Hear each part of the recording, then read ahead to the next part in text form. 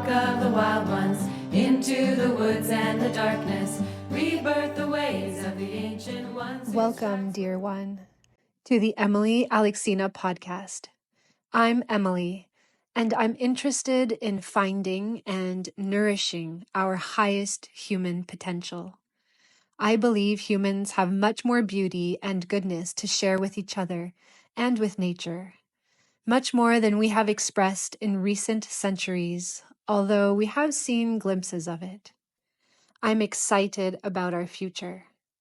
On this podcast, you will hear mine and others' stories on themes like motherhood, birth, holistic healing, spiritual healing, education, and farming. Support my work by rating, reviewing, and sharing this podcast. Also consider making a financial donation via the link in the show notes. Music is by Kate Sutherland. Step by step through the unknown, I'll be your light and you'll be mine. In darkness, let love light the way to feed the soil of changing times. Hello, beautiful people. Welcome back again to another episode. This episode is a bit more about an update life episode. There are a few things, as you will tell from the title, some big things happening, big new transitions for me. Weaning my 2-year-old son. Also be talking about nightmares and playing with Mugwort, the herb. AI, and finally the theme of money, which is kind of my theme of the month. And at the end of the video, I'll also be sharing some books that I've been reading and absolutely loving, including one that's the story of a midwife with absolute beautiful quotes about motherhood. So let's get to it. Okay, so I'm recording right now at home. It is 9:30 p.m. If you're watching on video, you can see my little studio. I think you guys often see this, and I wanted to point out this little sticker here. When our son was first born, my 4-year-old kind of went around. She was 4 at the time. She's 6 now. And she put around all these stickers, like they're like princess, castle, and dragon stickers. There's 3 of them. One on the front door of my room, one on another door, and then this random one over here on the wall. And I can't bring myself to take them down because I still find them sweet. So, weaning, I think, has officially happened completely with Theo. I have been feeling pretty tired, pretty exhausted, especially since the farm, as I said before, that kind of put me over the edge. And there have been a few moments where I just feel like I want to break down in tears. I had these kind of moments in Theo's first year of life when things were really tough, but not really since then. So it's been over a year since I've felt this exhausted. I've been having had trouble sleeping at the farm, and Theo was kind of nursing a lot, being fussy. So 2 nights ago, Vitaly tried to sleep with Theo and for him not to nurse the whole night. But what happened to me on that night, and this is kind of a warning about weaning your toddlers, was that I actually didn't sleep. I didn't sleep until I think 4 or 5 o'clock in the morning. I was wide awake the whole night. Now I am waiting my bleed. It is a little bit delayed, and I think that's from tiredness and exhaustion. Yes, it could be from pregnancy. I do not think that's the case. I won't be taking a pregnancy test for another week or 2. I'm just going to give it time. I think the past month was really intense, and especially with my being so exhausted, it would make sense that my bleed was a bit affected. And I also tried this new supplement called the Wild Woman Potion from Russia Ayurveda. It's a herb mix that I've been eyeing for a while and wanting to try. And it contains shatavari, which is an Ayurvedic herb that is supposed to be helpful for women, giving energy, vitality, and kind of helping to balance out hormones. And I think I might have shot myself in the foot. You know, if it ain't broke, don't fix it. My hormones were probably fine. because my cycle was coming every 29 days. I think I just got pretty exhausted and thought I needed to take this. I was taking 2 to 3 teaspoons a day. They recommend 2. And I think it could have been, done some damage. I think it gave me some of that extra energy. I did feel pretty good. My skin was glowing. I had extra libido, which was fun. But then I paid for it. Whenever you find extra energy with herbs, even coffee is an herb, I kind of pay for it. The best remedy is sleep. And it's actually something I'm not very good at. I should probably even be going to bed right now, though I don't feel tired. And I feel, I was asking myself, I kind of do this, like, will this bring me joy to record this episode? Or will it bring me joy to lie down in bed and read a book? And I kept having ideas as to things I wanted to share and say.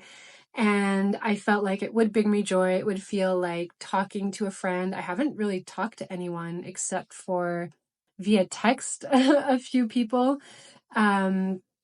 So this is like talking to a friend and giving updates. So yeah, with weaning, lack of sleep is a thing. I had this with my second as well. I try to explain to my husband that it's not just because I have bad sleep habits, which I kind of do, but it's beyond that.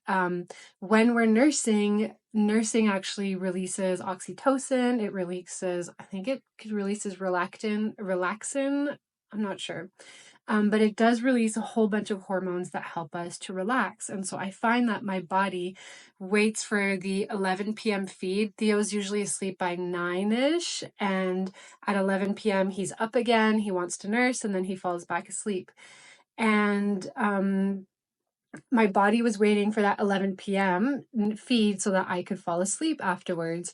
And basically, Theo only nursed that night 2 nights ago at 6 a.m. And I fell asleep, I think, an hour before that. It was wild. And I've had this problem before. And the few days leading up to my bleed, I don't know about you guys, but my sleep also gets whack. Dreams are crazy. And so this brings me to another thing I've been playing with. I want to give you these warnings about all these herbs and things. Maybe you guys are less sensitive than me, but I have been playing with mugwort, which is a beautiful plant used in many cultures. I just posted a blog post about a recipe, lemon mugwort poppy seed cake, which is absolutely delicious. And in the blog post, I kind of go into some detail about the plant and how it was used in different cultures, basically all over the world. I think, yes, the Americas, I don't know so much, mostly Europe and Asia, Russia and countries like that. And it's known to be a womb tonic plant. It can be used as an abortive in very strong doses. So I was in my mind thinking, okay, I'll use it a little bit as a contraceptive if I take it a lot. And it's used to stimulate dreams. And well, I've been having some very interesting dreams thanks to mugwort. I dreamed of my grandfather being in the hospital the day after he was going to the hospital without my knowing, which was pretty crazy. And I've had very intense dreams with very intense emotions. I would even call them nightmares. So that's what happened to me last night. I wasn't sure if I would be able to sleep without Theo. My husband has taken the kids to my in-laws. So this has been 2 days, the first 2 days, like completely by myself with no baby since the baby was born for 2 years, basically. My first nights alone, my first full days alone in the house. It's a wild feeling. Yesterday, I had a surprising amount of grief about it. Although I shouldn't be surprised, but I was. I've kind of been talking about this. Oh, in the fall, I'll wean him. And it seems like something so far away until it comes. And I guess early September was not really what I was thinking. I was thinking maybe late September.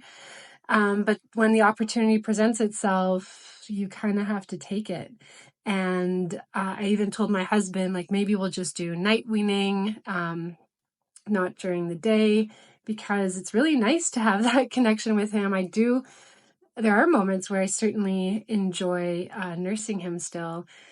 But it kind of happened the same with my second, where she went away to my mother's for a weekend with our eldest daughter, and was fine with my mom for 2 nights. And I said, well, I guess I'm just going to make it easy and say no when she returns, right? Because when they see you, that's what they want from you. But if you say no in that moment, then they're used to not having it, and you can make it like a clean severance. I still am kind of emotional. I don't know. Maybe it's not the right time. I'll have to see when I see him what I want to do. But I had such a hard time weaning my first. I had more pain, and she nursed till she was almost 3, so longer than the other two. There were many times where I wanted to try weaning her, and I did try weaning her earlier, like before 2, because I had pain on one side, and I was part of La Leche League at the time, training to be a breastfeeding support volunteer. And they were nursing their babies to like 5, 6 years old, thinking it was the best thing in the world. So those mamas went like really late, and I was really struggling. Nursing takes a toll on the body, and especially being up at night nursing takes a toll on your sleep. The babies themselves can sometimes sleep better when they've weaned, especially at night, because they just stop waking up looking for it. We'll see with my son. I don't know. I find they kind of generally sleep better after 2 and then after 3. But yeah, I felt quite a bit of emotion about it. And it's actually one of the quotes in the book. Maybe I'll share that with you. So I'm reading, my mom gave this to me, Frozen River by Ariel Lawhon. And she was telling me all these things. It's about a midwife in 1780 something. So there's in the US, in the Americas. So there's history, which I love, historical fiction, and midwifery, obviously, herbs, healing, all that stuff, which I love. She failed to mention that it is a murder mystery, which is like my mom's style of things. She loves crime and mystery and that kind of thing. But so I have to deal with that. And there's death and fears of death and all these things, which will bring me to my nightmare. But one of the beautiful quotes in here is saying, "It is hard to have an oldest child, but harder still to have a youngest. Soon he too will have a beard like Cyrus and an Adam's apple like Jonathan. Soon he will spend half his nights away, and that will be the end of childhood in our home. I am 54 years old, and that boy's my last. This knowledge is both a relief and a sadness. I have brought 9 children into this world, after all, and only 6 are still living. Like all mothers, I have long since mastered the art of nursing joy at one breast and grief at the other." Joy at one breast and grief at the other. And I was reflecting on this with this transition to possibly being fully weaned. It's like every transition of womanhood is wild. I think of like when we're looking to conceive a baby, and the joy and the anticipation and the fun of that. And then once you're pregnant, you're not in that phase anymore. And so you're pregnant, and then when like the morning sickness comes in, and maybe feeling super exhausted and needing to sleep all the time, then you're kind of missing that old self while also being happy, super happy that you're pregnant. And then eventually, even the moment of transition and birth, when the baby is like entering the cervix and starting to come down, it's the end of the pregnancy and the beginning of the birth, the baby being, in your arms and being born. And I even think specifically in birth, because I'm talking to my clients about this right now, when the baby's starting to descend, it's like you're thinking, oh, I just want labor to be over. And that early part of labor is over, and then the baby's coming down, and you have the ring of fire, at your yoni, and you're like, oh man, that hurts. Then you miss the part before, but then you go through that, and then your baby's there, but there is a grieving sometimes of the pregnant self that comes after we've birthed our babies.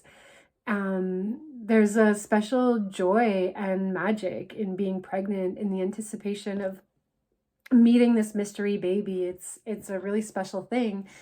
And then of course you have your baby, so you love him, it's all good, or her. And then you're nursing, and it's beautiful, and then at some point it becomes really tiring. It's like the end of pregnancy, okay, it's been fun to be pregnant, then you feel really big and really heavy, and it's time to get the baby out. Same with labor. You're enjoying labor. Maybe there are parts of labor I enjoyed. It can be very psychedelic with all those hormones flowing. And then, the baby and then you're done with labor, you want the baby out, and the baby has to come out. And the same with nursing. Nursing is really fun and beautiful. And at some point you feel a doneness. And even last month and then the summer, I was saying like, oh, I'm kind of done with this. I just had a message from a friend whose son is 18 months old, and she's like, I'm so done with nursing. And I find that there's a few ups and downs that we go through in our nursing journeys. And well, then at one point it happens that they're not nursing anymore. And you miss it, and you have to transition to it. And yesterday I had a lot of grief. The grief came up in my dream. And today I kind of feel more of a freedom. I feel like today I enjoyed my time alone. I was able to get work in, and I did yoga outside for 2 hours without being interrupted. I had a calm, quiet meal. It was really nice. And even being here without my husband means I'm quiet and kind of focusing more on my things and communicating with friends and listening to things that interest me. So that's what it is. And on the topic of weaning, so I had this dream last night, and I think it's still connected to mugwort. Mugwort is funny. I found I was having some strong teas. Oh, I did take a strong tea last night. I think I did. I couldn't remember if I did yesterday or not, but sometimes I feel I drink the strong tea one day and the big dream, because mugwort is supposed to be a slightly psychoactive plant. It's known as the dream plant. Even just putting a bundle of mugwort under your pillow can help to activate dreams. And so that kind of like more psychic vision of my grandfather was interesting. But I've been having nightmares, and I'm realizing mugwort is not necessarily like a light and bright plant. It's a plant that is like, okay, you want to do the work, let's do the work. Let's go deep. Let's bring things up and clear them out. It is like a slightly detoxing kind of plant. It is not recommended for pregnant women. Even in nursing, it's not super recommended, but I feel I'm at the end of my nursing journey, so that's why I was playing with it. And it's also not recommended if you're trying to conceive, because it can be uterine tonic or stimulant. And like I had a friend who had a few losses and is an herbalist, and she said there are a few plants that, like wormwood and mugwort, that I would not go near in any way, play with them, think about them at all, until I had actually conceived, or throughout her whole pregnancy actually, because she knew of its properties. So I had this nightmare, I think 2 nights after I took this strong tea, and basically what I saw was that my eldest daughter had died. I didn't see what happened, but I was experiencing the grief of her dying. And my dream with my grandfather, I also dreamt that my sister died in that same dream. My grandfather had not yet passed. I was like talking to his soul while in the hospital about letting go, but it didn't happen in the dream. I think it was like early work, maybe some kind. But then it's step 2, my sister dying, and my heart feeling ripped out of my chest with the amount of grief I have. And the same thing with my daughter last night. So I've had 2 dreams of close people, my sister and my eldest daughter, dying, being dead in the dreams, and just having my heart ripped open. Oh God, the feeling, it was truly real, and I can remember it almost as if it was real. And this is an interesting thing for me because working in the past life regression work that I do, and different, like learning about spirituality and all the things, I sometimes, uh, what would be the word? It's some kind of a bypassing, I think. I sometimes think or assume certain things about death that I feel like I would be able to protect myself emotionally if there was a close person to me who passed. And I've had, grandparents and great grandparents, even when I was a child, whom passed on and transitioned in old age. I have personally not lived a close person to me. There was a girl who took her own life in high school, and that was pretty hard, but she wasn't one of my personal close friends. She was on my hockey team. Um, but this experience of a close person, I don't even know if I don't know, have that much grief in real life, but in my dreams, it's like my heart exploded into a million pieces.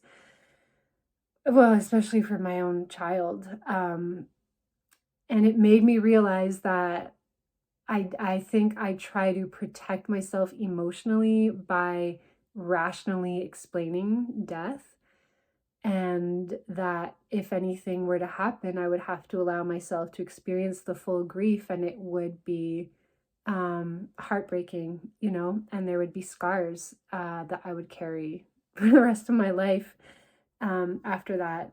I also have accessed a past life where the woman passed before the child, who I think was my elder daughter.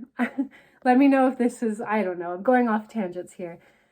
Um, and I think I feel grief for that happening too. That was in the last group QHHT that we did online, so it was more of a superficial connection to that storyline and something I want to explore deeper with Lena, who was on the previous episode, and get the understanding of that storyline. But it felt like a ripping from my eldest daughter.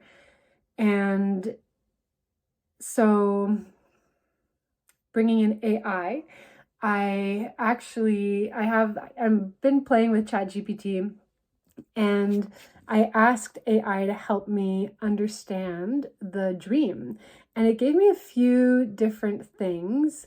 Because I want to give you guys some suggestions for using AI and ChatGPT. Firstly, it has been amazing for homeopathics. I have found on the internet, I don't know about you, but searching for homeopathic remedies on the internet is so challenging and tricky. Like I had my kids cough once, and different websites were saying different things. It was very confusing. And with ChatGPT, kind of gets straight to the point. And you can always iterate and ask more questions, or ask it to ask you more questions to get more clarity, to have a more specific answer. And so I'll show you what I did with this dream analysis. So first, I kind of asked a general question saying I had this dream of my daughter dying, and I'd like you to help me interpret it. So it said, possible few interpretations: fear, loss of separation.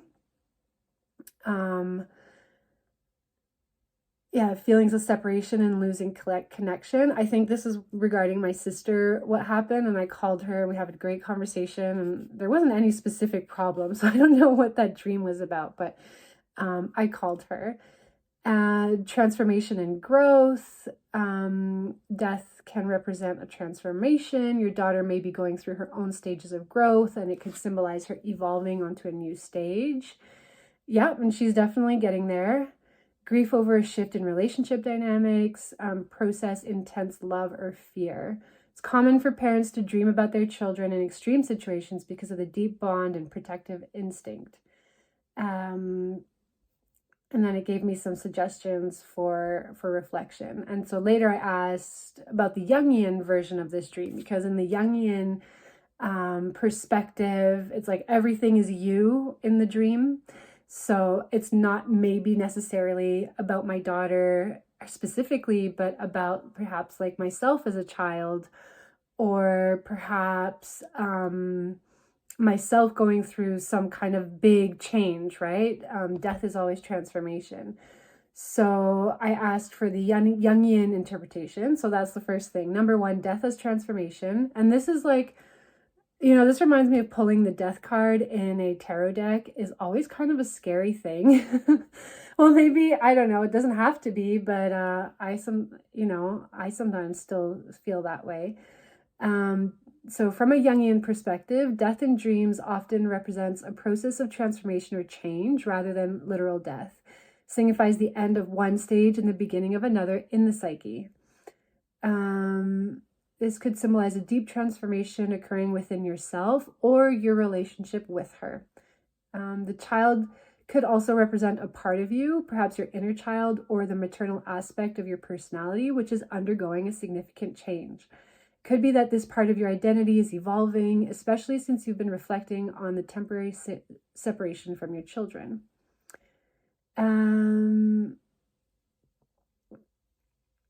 And the shadow. Jung believed that we all have a shadow self, representing the parts of ourselves that we suppress or ignore. Death in a dream could symbolize an encounter with the shadow, an aspect of yourself that is ready to be integrated into your consciousness. In this case, it could be symbolic representation of letting go of certain aspects of your maternal role, allowing for new growth. And, maybe that's related to our homeschooling, which I'm being like very, well, I don't know, very hands off. I do have a plan for September that we will be starting in two-ish weeks. But we're taking this month to enjoy the outdoors and organize the house. And I'm going to keep things very simple. My plan for homeschooling this year is like simple consistency, handwriting practice, copy work, math work every day. My eldest will be learning some new concepts. My youngest will be doing kind of Waldorf grade 1, which she's pretty much already has, but an exploration of the letters and the numbers, and we'll get some art and some knitting in there, and then live life. Right? So it's kind of the most lax I've ever been. I'm not buying a curriculum. I feel like I have it within. My eldest will be learning about like map making and directions. That's in the theme for grade 4 Waldorf, and I'll probably get some things to explore the Norse myths and things like that for her age, and encouraging her to, do a lot of writing during the week. I'm excited, actually. Yeah, even as I talk about it, I'm pretty excited. Fear of change or loss. Okay, so I'll get to the interesting part. But anyway, I found that pretty helpful. So here's some, okay. The archetypal mother may reflect an unconscious conflict about the demands of nurturing others while possibly feeling that some aspect of yourself is being sacrificed or lost. This could link to the grief you feel over your children being away and the emotional void that creates. It's really weird to have an empty house.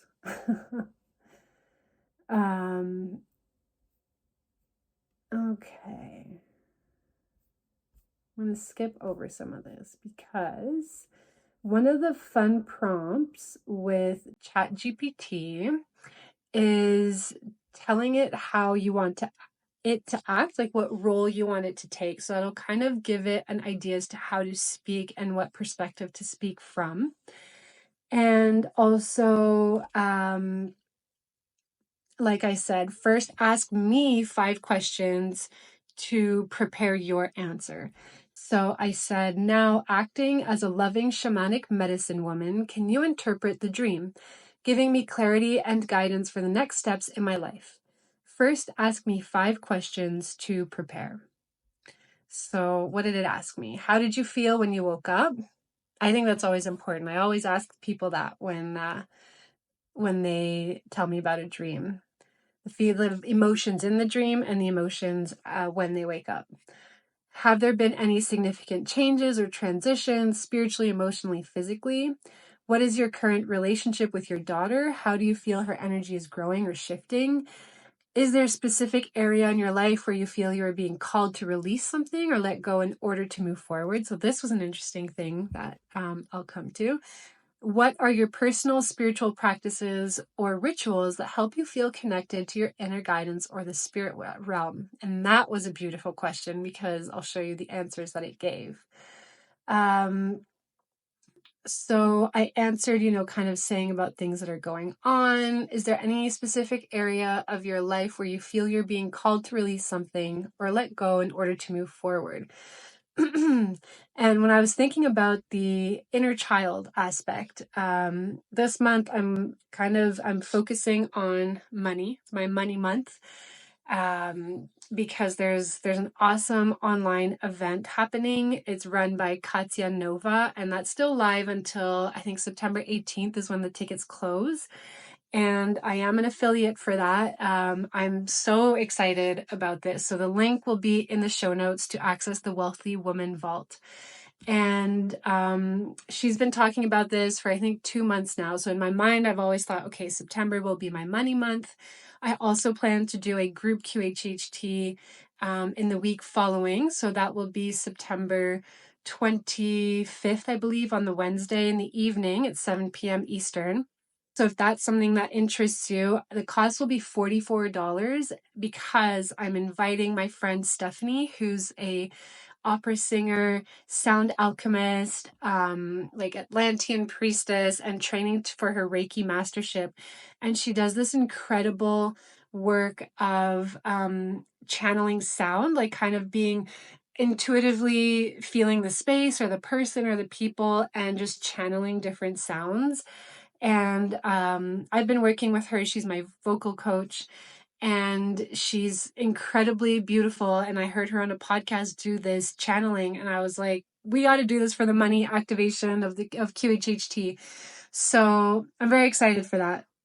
And of course, it's like an exploration for me. I basically create events that I want to do for myself and my friends that could be useful, and then open it up to the world and hope that it'll be useful for you as well. So if that's interesting, check the link. I should be adding the link soon, or message me if you want to join for that. So I was reflecting on my maiden self, which I feel like my son's birth, my third birth, is what has catapulted me into responsibility. I did choose to free birth him, as you guys know if you follow the podcast. And for me in my life, it was a big step in sovereignty and radical responsibility. Talk about this in the 15 Commitments of Conscious Leadership. And I feel like, especially now that I have 3 children, I really have to get my money together. My husband and I have to get our money figured out. And we've always had what we needed. We've always been able to figure things out. We've always been able to make the money we need. And now things are stepping up as our children get older and they have more wants and desires and needs, perhaps. They want to do more activities. And I'm also now able to work more now that Theo is a little bit older. So I was reflecting on my maiden self who, just a few years ago was kind of very relaxed with money, took on some credit, and was just kind of like la-di-da, thinking back on her and being like, wow, she was so fun. It was so nice to be so relaxed about things, but also in an irresponsible way, right? Where we're creating bad habits and creating future consequences for yourself. And kind of realizing that I'm really ready to let that version of me go. She's already kind of gone.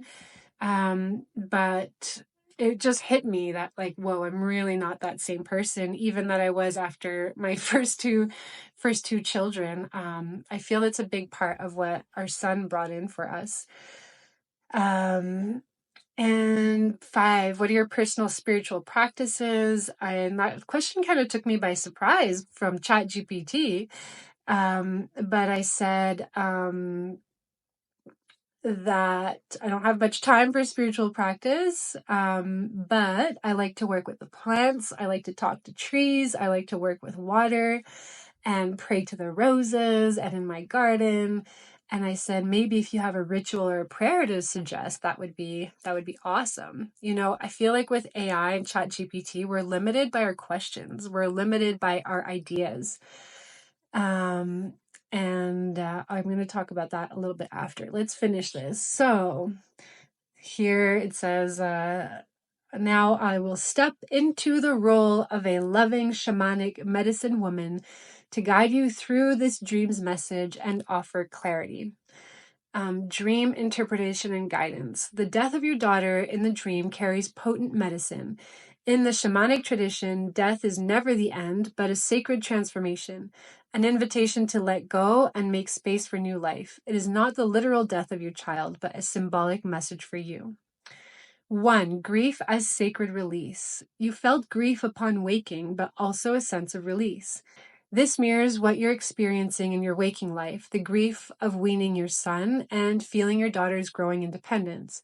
These emotions are natural, but the dream is showing you that this grief carries within it the energy of transformation. You are being invited to honor the sacred release, to let go of the parts of motherhood that no longer serve you in this moment. That was really big. The parts of motherhood that no longer serve me in this moment. And it feels like a rite of passage. It feels big. It feels, you know, I feel like the birth of a child has so many steps: the conception, the pregnancy, first trimester, second trimester, third trimester, the birth, the cutting of the placenta, and then nursing, and when the bleed returns, you know, so that's our body kind of coming back into line, and then weaning the child is like the end of that little phase. Oh man. It says, your connection to your children will always remain, but as they evolve, so must you. You are being asked to grieve the parts of motherhood that involve complete closeness and dependence. This release is not a loss, but a gift, creating space for you to discover your own evolving identity. Oh man, I want to cry.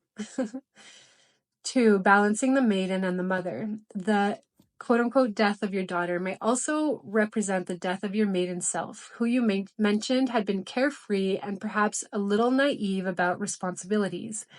This maiden archetype is now transitioning.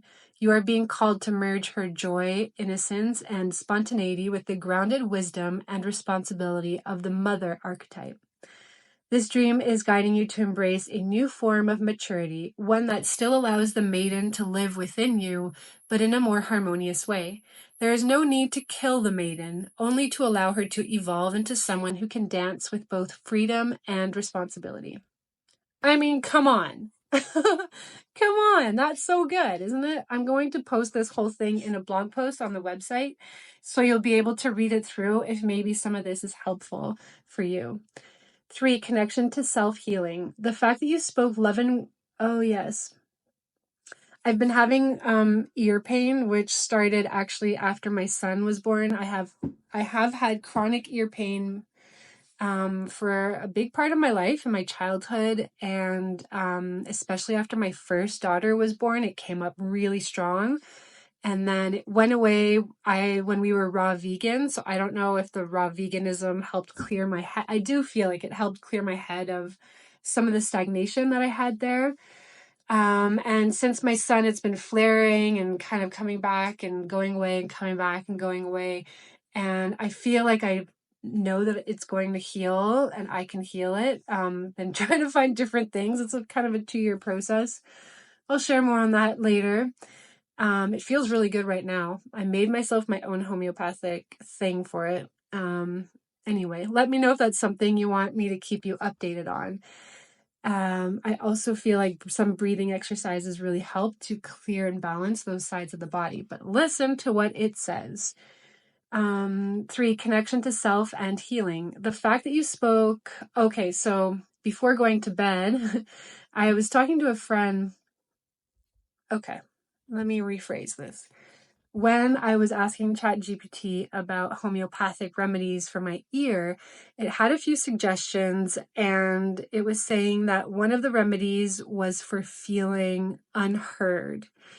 And what I've been with my ear, I've been playing with different things. Maybe it's because I heard certain things that were hurtful that people said to me. Maybe it's not listening to myself, listening to my inner voice. Maybe it's not listening to others. Those were kind of the different themes I was playing with and trying to clear from within. And I can't remember which remedy it is. One of the remedies is for people who feel unheard. And I will say that for me, that is a big theme, especially more in my family. We're not really interested in the work that I do. I sometimes am sensitive to that and feel unheard. And sometimes even in my community, where I feel like some of the things I say are not important. But I think that's already been cleared because I know many of you are listening, and you're listening here because you think it's important. But it is something that I struggle with, even as I'm someone who puts out content online, and maybe I put content out online because I want to be heard, right? So I was working on that, and one of my friends said, "Girl, look at yourself in the mirror." This is Marissa. She's Marissa_Kirou, Kirou, Marissa with 2 S's. She was on the podcast, has an awesome podcast episode with her.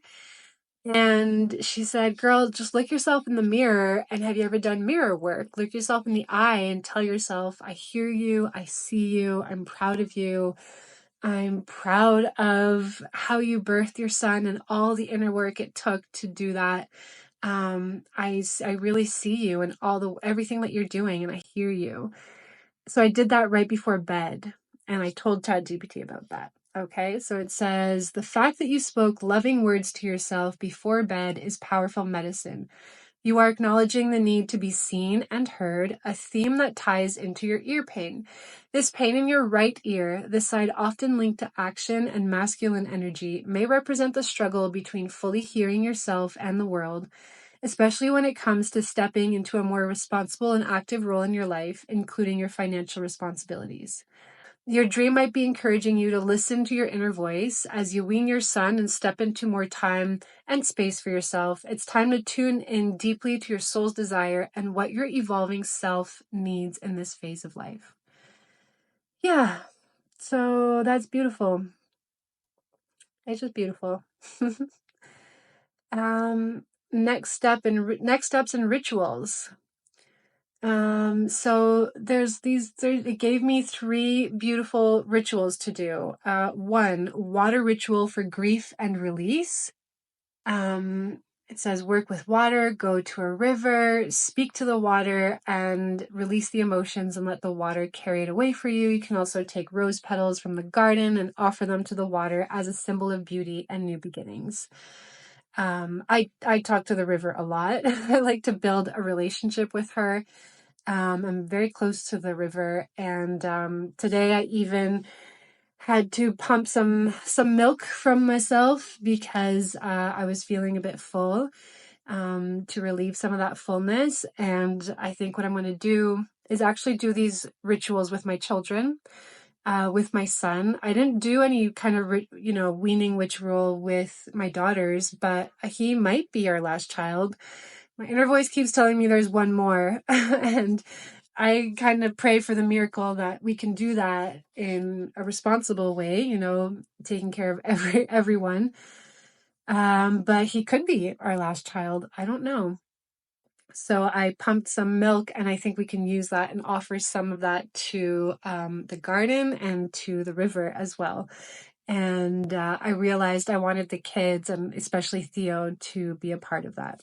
My husband sometimes rolls his eyes, but I think he appreciates it, and I will need him to help and maybe film. Earth and tree connection for grounding. You mentioned wanting to connect with the trees, After the water ritual, spend time with a tree in your garden, sit beneath it, lean your back against its trunk, and feel the support of the earth and nature.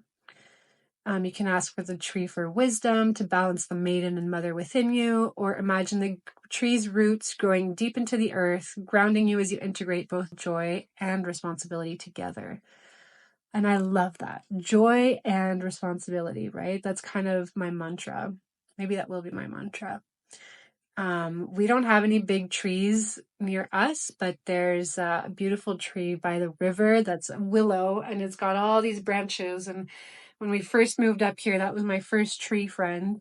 And I think I will go spend time with her. Or maybe Wilfred, who's a male willow tree. He's a weeping willow in an arboretum. Could be nice to be with him too. Maybe I'll go to both. Offer them a little gift. Financial responsibility prayer. As you step into more financial responsibility, you can create a financial blessing ritual using earth and fire. Gather some soil and a candle. Sit in meditation with them, lighting the candle and feeling its warmth. Place the soil in your hands and say, I plant the seeds of abundance and responsibility in my life. I honor my gifts and trust in my ability to provide for my family.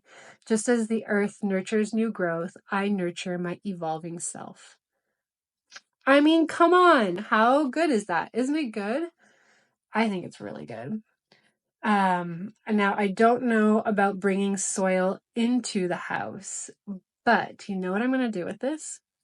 I have to remember that I want to use part of my breast milk to add into a salt mix.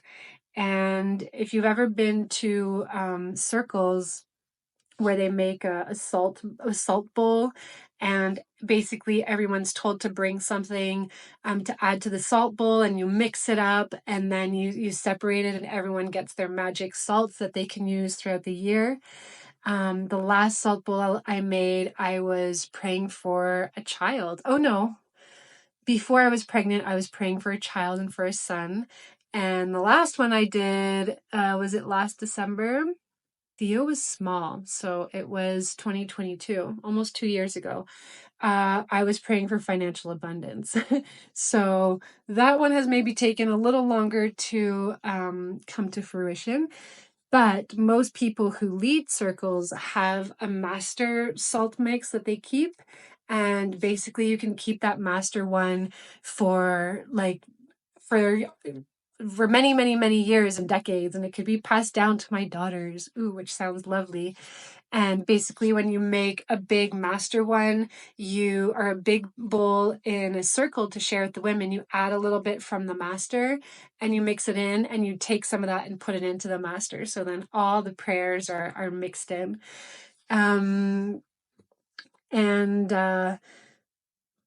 Yeah, I'm just thinking back to that circle and how nice it was, and having those salt baths with me in our conception journey and also in my pregnancy. It was really lovely. And there were 3 women praying for babies, and they all got them. The woman leading the circle was saying, like, be careful what you wish for because it comes true. And the last one, there were a few women who were asking also for abundance. So I pray that they receive it. I really pray that they receive it. And what I think I will do is add some breast milk, some soil, and some seeds into this salt mix. Yeah, I don't know. Maybe you find that weird. I found it weird the first time I heard it, but when I was at a circle, she was telling from another story that another circle where one particular woman forgot to bring something, and so she added breast milk into the salt bath. Oh my goodness. I feel like this episode is going off the rails, but hopefully you guys enjoy it. And of course it gets mixed into the salts. You can add Epsom salts, and I have some Celtic salts that I bought, so I'm going to mix that all in. Yeah, so that prayer is just absolutely beautiful.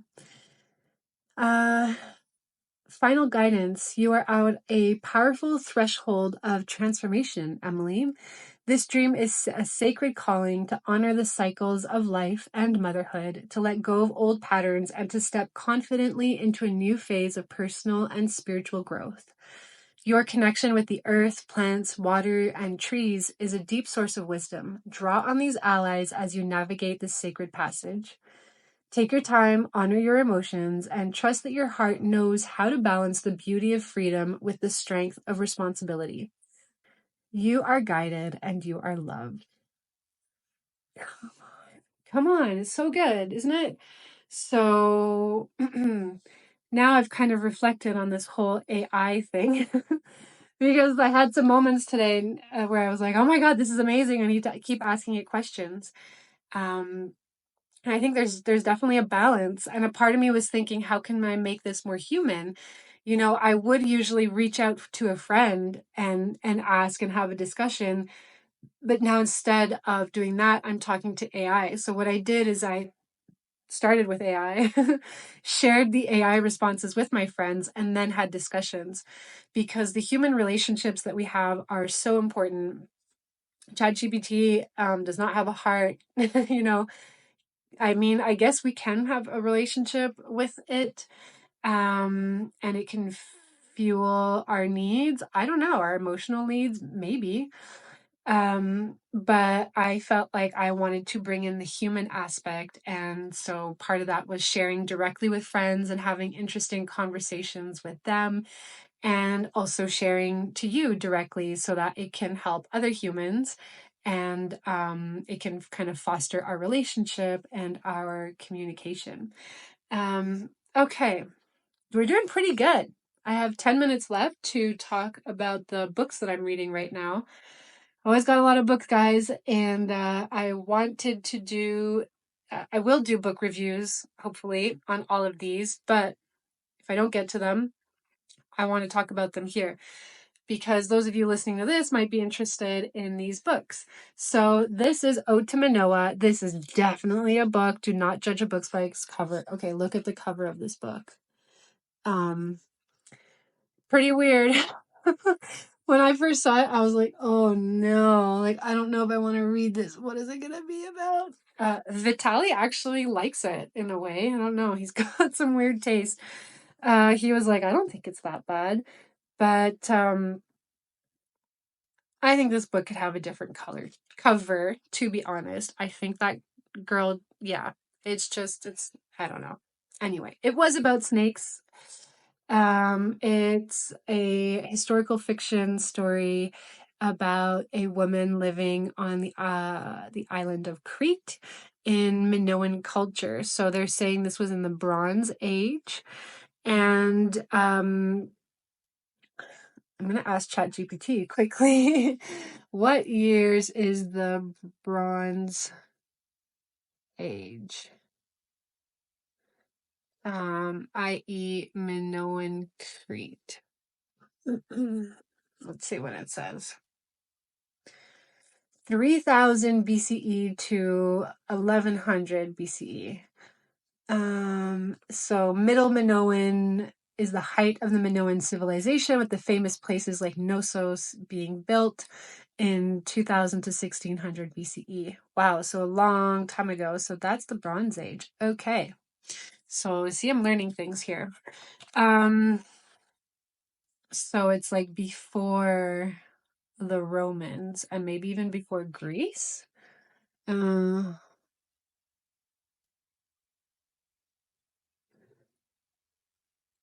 Sorry.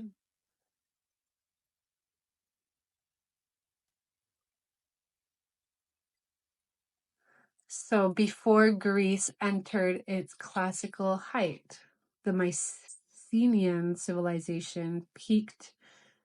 So there was the Trojan War in 1200 BCE. Classical Greece peaked much later, between 5th and 4th centuries BCE. Interesting. So I'm thinking of that in terms of Egypt and different things. Anyway, actually, my work in past life regression is making me much more interested in history and knowing what's happening around the world, because when people regress to a time period, it helps if I kind of know what's happening and what's going on. And so I'm always learning. I had a fascinating session with a friend who saw a priestess lifetime, and she saw a man wearing a leather type of Roman apparel with like the skirt with the dots on them, like the screws or bolts inside the leather skirt. And we weren't sure what year it was, and I think it was about 536 or something like that. It was pretty interesting, but I'll speak to that another time. So Ode to Minoa was amazing, you guys. It's a small book, short read. I devoured it within, I think, 2 days. I try to keep highlighters with me when I read books to highlight the quotes, but it was full of deep wisdom. The writer is Theresa C. Dintino, and she calls herself a strega, which is like an Italian witch. I think she's like a descendant of Italian herbalists and medicine women. I listened to a podcast of hers recently on the Aphrodite podcast, which I highly recommend. She kind of talks about having relationships with trees and rivers, my kind of thing. And yeah, it talks about using snake poison to have visions, and she connects visions of like what women are experiencing in the future, and kind of what's coming for women in this culture that highly worshipped and prized the goddess and the feminine. And she says in her introduction that she read the book The Chalice and the Blade, and it inspired her to write this book. And I've read The Chalice and the Blade. I highly recommend it, by Riane Eisler. And it talks about history and archaeology from the perspective of women and the goddess. And she compares Minoan Crete being a culture that worshiped the goddess, and saying that a lot of these goddess worshiping cultures were more matriarchal, where the women had equal to, if not more, power than men. And in these cultures, there were less weapons, there was less inequality, there was more art and culture and instruments. And these cultures seem to have a lot more abundance and peace. And so Theresa read that book, and she said she was inspired to write historical fiction based on that book. Now, the comments on Amazon, the reviews on Amazon say that it's like poorly written.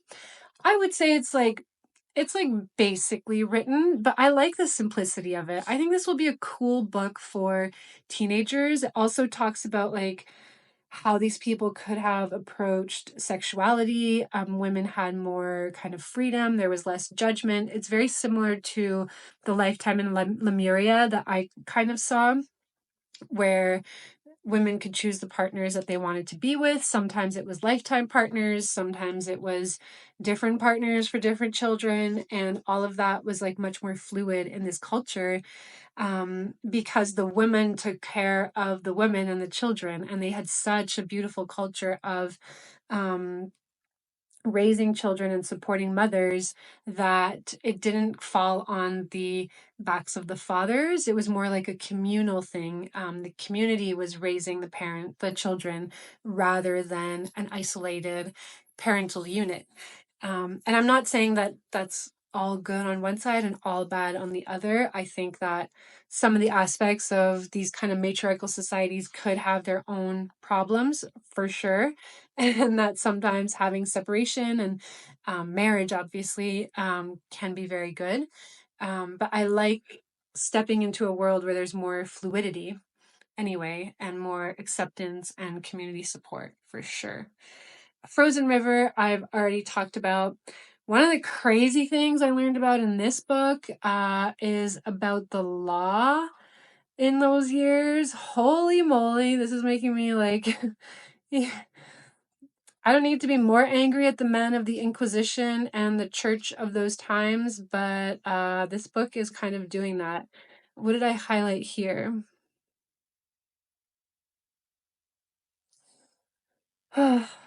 Right. They talk about, like, I mean, these are not good things. You might want to pause this or put your headphones in if you have little ears around. But they talk about like rape and how women are not allowed to testify in court unless their husbands are present. Like they're not allowed to speak publicly in court unless their husbands are there with them. Um,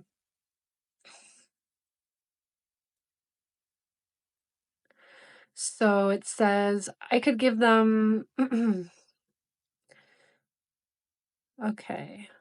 When an unwed woman gives birth, it is my duty before the law to ask and record the name of the father while the woman is in labor. So she's a midwife. The legal presumption is that, under such physical duress, a woman cannot lie. Clearly, the writers of the law know little about women and nothing about childbirth. I could give them endless examples of the lies that have been spoken to me through gritted teeth as women heave their children into the world.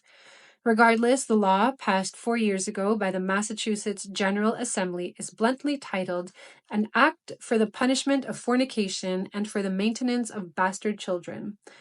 It was designed to make sure that unwed mothers had a means of providing for their children, but in practice, it is little more than a ritual of public shaming. Of all the responsibilities required by my profession, this is my least favorite. Should a girl refuse to name her child's father, she will be fined and possibly jailed for 24 hours. Should she cooperate, the girl will still be fined but will not face the indignity of a night spent in the clink.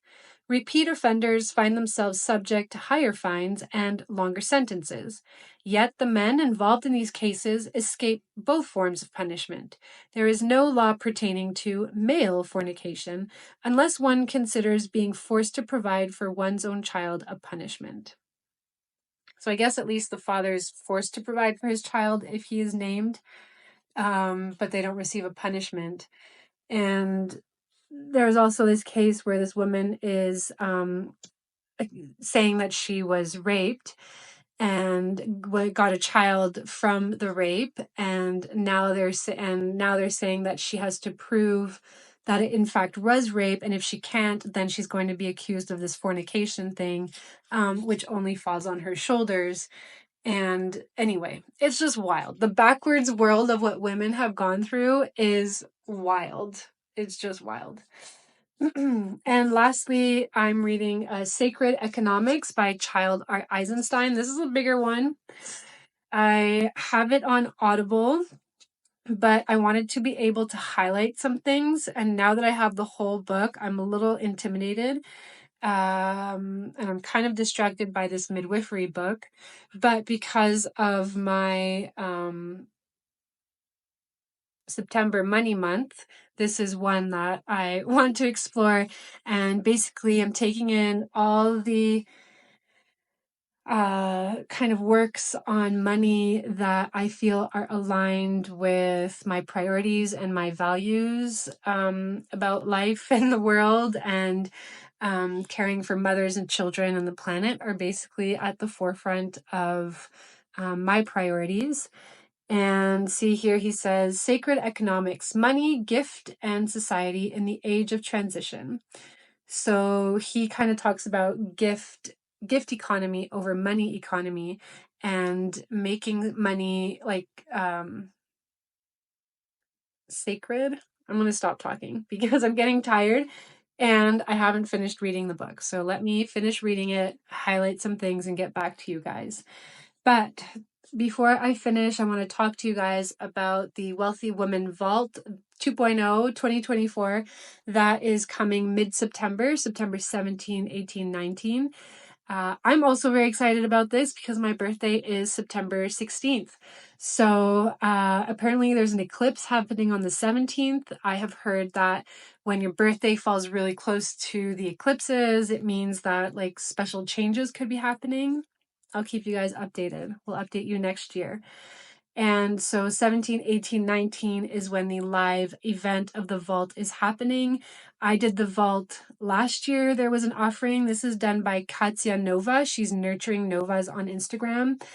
And she basically gathers the people that she loves to have interesting conversations, beautiful conversations. And there are going to be like little workshops and things, powerful workshops. And like she did one on nourishment and like deep body nourishment with whole foods. That was a huge success. And this one last year in 2023 was a huge success as well. And it's what catapulted me and inspired me to even start working in the first place, like at all. That was in May 2023. Just being around those women and listening to them talk, it kind of broke down a lot of blocks and beliefs that I had around money and around working, really, to be honest, around selling. I still struggle with selling. Um, but buying something that was affordable to me, it was $47, I think. The one now, the lowest version is $47 too. But I do recommend the Oracle opening ceremony. I paid for it last year and I absolutely loved it. Personally, for me, it's like a channeling.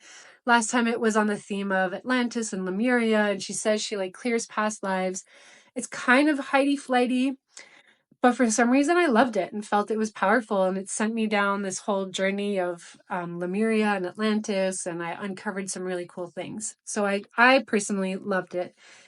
Yeah, but they've broken down, selling and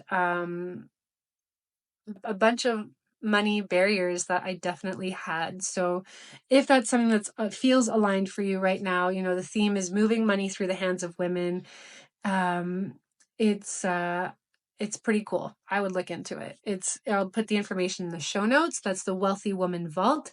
And I will be following up the next week, 2 weeks after. Where's the calendar? Come on, calendar. So that's happening 17, 18, 19. Yeah, the week after on the 25th, with a backup on October 2nd, because I have a birth coming up at the end of September. And if I happen to be busy at the birth, then we will have to move it to October 2nd. And that will be a group QHHT online, which have been so fun to do. It's a beautiful time to have discussions. I'm going to be presenting summaries on the books that I'm reading. I'm also listening to Busting Loose from the Money Game, which was recommended by one of the women in the Wealthy Women Vault. And it is surprisingly quantum, you guys. It's kind of blowing my mind. I did not expect it from this book. But of course, it's like I said to someone once who was saying that she wanted to get out of the matrix of work and economy. And I said, it's not really about like escaping that matrix of like our money system that we've created. It's about learning to tap into and step into like the God matrix, and if that's where you are, the small human matrix like doesn't really have a hold on you. And I believe that deep down. And I think I'm there. I mean, we have a pretty good life if I open my eyes and I'm willing to actually realize what we have and what we've created. And sorry if I'm rambling. I'm almost done. I lost my train of thought. It is 10:44. I'm going over time. But I will be summarizing those books, summarizing some of the talks that I'll be listening to in the Wealthy Woman Vault. Then there will be the opportunity to do a past life regression that's usually about 20-30 minutes around the themes of money and clearing any money blocks in our past lives or in our ancestral lines. And then finally, we will have a discussion and a sharing afterwards. and my friend Stephanie will do that channeling of the song. And what's really fun is you will have access to that money meditation separately on its own, and Stephanie's channeling that you can kind of play again as much as you wish. So that's what's coming up. Thank you for listening. If you've made it this far, it is 1 hour and 8 minutes into the episode. It's a good number for me, 108, sacred number. And I'm really happy if you've made it this far. Let me know in the comments or send me messages. I love hearing from you guys. If you have any questions or comments or even tips or suggestions. And thank you so much for tuning in, and I will catch you soon. Bye.